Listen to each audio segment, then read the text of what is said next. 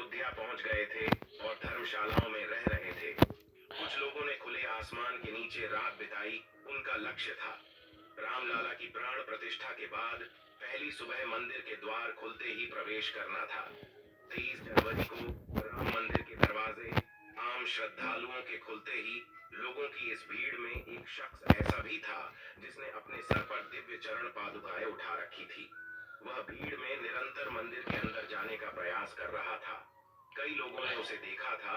तब उसका कहना था कि वह दिव्य चरण पादुकाएं श्री राम को भेंट करने आया है, क्योंकि यह उनकी ही चरण पादुकाएं हैं।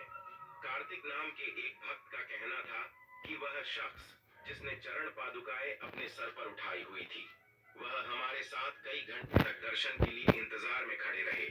उसी दिन तकरीबन 5 लाख श्रद्धालु अयोध्या राम मंदिर में दर्शन करने के लिए पहुंचे थे और तकरीबन 4 से 5 घंटे तक वह शख्स उसे दिव्य चरण पादुकाओं को अपने सर पर धारण किए थे।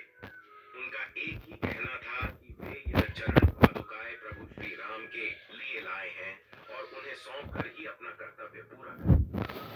जब तकरीबन 4 से 5 घंटे इंतजार करने के बाद हमें रामलाल के दर्शन का सौभाग्य प्राप्त हुआ, उसी समय भी वह मेरे साथ थे। उन्होंने वह चरण पादुकाएं हैं प्रभु श्री राम के गर्भगृह के सामने रख दी। जब मैं उनसे उनका नाम पूछना चाहा तब उन्होंने कहा कि मैं यहाँ से 14 किलोमीटर दूर भारत कुंड से आया हूँ। अचानक कहीं अंतर ध्यान हो गए। ये चमत्कार अपनी आंखों के सामने देखकर कार्तिक के भी होश उड़ गए थे। उन्होंने रामलीला के दर्शन किए और तुरंत ही भरत कुंड के लिए रवाना हुए, जो कि वहां से 14 किलोमीटर दूर स्थित था। आगे वीडियो में हम बताएंगे वह दुर्लभ इंसान आखिर कौन थे और भारत कुंड पर पुनः कैसे कार्तिक की उनके साथ मुलाकात हुई। लेकिन उससे पहले हम भारत कुंड के अस्तित्व को अच्छी तरह से जान लेते हैं। पवित्र नगरी अयोध्या में एक तरफ भव्य राम मंदिर बन रहा है, तो दूसरी तरफ राजा राम के अनुज भारत की तपस्थली नंदीग्राम के भारत कुंड की भी चर्चा तेज है। त्रेता युग में भगवान राम का राज्याभिषेक हुआ था, तो इसी भरत कुंड से पवित्र तीर्थ का जाल डाला गया था और इसी स्थान पर तप करते हुए भारत ने प्रभु श्री राम का इंतजार किया था। भारत ने 14 साल अपने भाई राम की प्रतीक्षा ने तपस्या की थी। माना जाता है भारत ने यह सोचकर कि जब उनके राम वनवास में हैं और जमीन पर चलेंगे और वहीं सोएंगे, तो भारत कैसे अपने बड़े भाई के जैसा जीवन व्यतीत कर सकते हैं। ये सोचकर उन्होंने यहाँ एक गुफा बनाई जो जमीन से लगभग 8 सीढ़ी नीचे है। यही उन्होंने 14 साल तक किया। जब 14 वर्ष के वनवास के लिए राजपाट छोड़कर चले, तो भारत उनको मनाने गए। मर्यादा पुरुषोत्तम श्री राम अपने पिता के वचन से बंधे थे, लौटना स्वीकार नहीं किया, लेकिन भारत के अनुरोध पर अपनी चरण पादुका उनको सौंप दी। नंदीग्राम में भारत श्री राम की खड़ाऊ को प्रतीक के तौर लेकर अयोध्या का राजपाट चलने लगे।